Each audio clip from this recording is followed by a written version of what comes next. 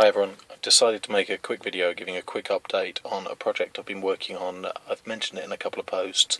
Basically I've taken a standard sat-nav screen for a BMW Z4 of an E85 or E86 generation and retrofitted a Android tablet inside it. The reason for doing this is my Z4 came without navigation, and I looked at the retrofit costs and they were a bit pricey for essentially retrofitting something that's relatively out of date these days compared to what you can get from a modern tablet. So here it is so far. It's very far from complete. Like I say, this is more of a kind of teaser than anything else. This currently isn't motorized and it hasn't been connected back into the car, but I have actually ripped out the original LCD and replaced it with an Android tablet, the functionality of which I shall show you now. So, in order to switch the device on, it actually detects the Bluetooth interface of the car. So if I start the engine,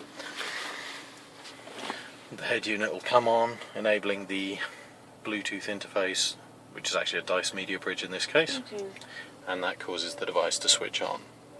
So immediately you can see it goes into this car-friendly interface. This it's actually an Android application called Car Dashboard, imaginatively, and it does a lot of things. So this particular tablet that I've chosen is a Huawei Ascend Mate.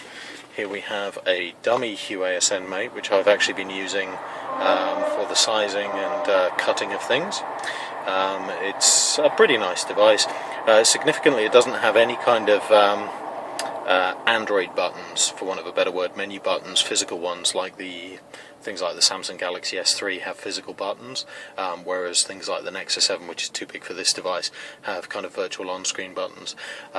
It's roughly the right size. It's certainly as close as I could find to the correct size without any serious modification. Another important feature is the power button and the volume rocker buttons are both positioned on the top, and the side where the power needs to be is on the correct side. So everything kind of stacks up in its favour. Don't need the audio jack because I use Bluetooth. The reason why the power and volume rocker buttons is important is because under normal usage I won't need it, but in the event I ever need to do an emergency reset, it's kind of here, and the volume rocker button, if I need it, is there. I can drill small holes so that in the event that I should need to do a hard reset, I can press something small into the hole and get it to reboot. So, in terms of the features it's going to have when it's ready, you can see there's a kind of nice big screen dialer here. I've made up some contacts that you can click on. I didn't really want to share my phone book with you guys. From here you can get into, all of these are programmable incidentally, so I can launch my navigation. I've decided to go with TomTom. This will work just as well with the integrated Google navigation, and as you can see it works fine. I'm not going to take you through all of the Android features per se, just more show you what it is. So again, you've got music. You can use the integrated player, or you can use an external player, such as I go with Power Amp.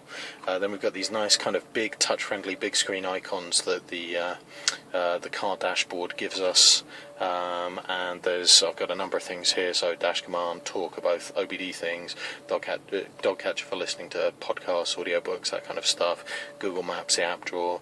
For when I'm not driving, we've got access to the internet, email, Facebook, LinkedIn, that kind of stuff.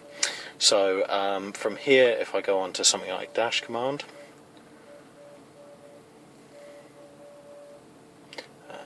you should see it loads. This is actually quite a nice kind of OBD interface. In a second it should start talking to my car and start giving information, because I've got the Bluetooth connector in. So it's just trying to communicate with the car right now. It does take a couple of seconds from first switch on to negotiate, and there you can see it's starting to populate the information. So if I rev the engine, you can see the revs increase. Same for a lot of the other information. It will populate over time. So it has some other cool features, such as they call it skid pad, but it's kind of G-force meter for hooning around the place and seeing how much G you're inflicting on yourself, on your passenger. A racetrack feature, so if you're in the location of a racetrack, you've got a lot of track day features, and you can see the kind of pitch and roll of your car if that kind of thing excites you. You can also log all of stuff. This isn't important, it's just to show the kind of variety of features you get with an Android tablet connected up. So underneath here you've still got your kind of fully featured Android interface. The native one that the HUASN Mate comes with doesn't actually support rotation. I have managed to install a different aftermarket user interface which does, as you can see, support being in landscape mode without having to root the device, so it's fairly well supported. That's fairly straightforward to do. I'll put all the instructions in a forum post. As you can sort of see, when I switch on the car, it kind of switched on the screen. There's a couple of other circumstances where I'm trying to program in triggers, so if I first of all demonstrate switching it off, this actually can take rather a while because the head unit stays on for rather a long time in these cars. I need to find out if there's any way I can adjust that kind of timeout. But essentially when it does time out and it disconnects from the Bluetooth, it will switch the screen off. In terms of the motorized element and getting the buttons to work in the stepper motor, the original board in the back is gone now, and as you can see, it's switched off. So the original board that controls the stepper motor is gone, and I need to build an Arduino board that can control the stepper motor and open it to the right angle. That's the next thing to do. Once I've got that working, then it's pretty much a simple case of cutting a hole in the dash and fitting it in. So there's a couple of other eventualities I'm trying to cover, so I will start the car again. And again, the Bluetooth will switch on, should connect to this, and it should switch it on. Now I have automatically got it to go into this launch the car interface every time it detects a connection from the device.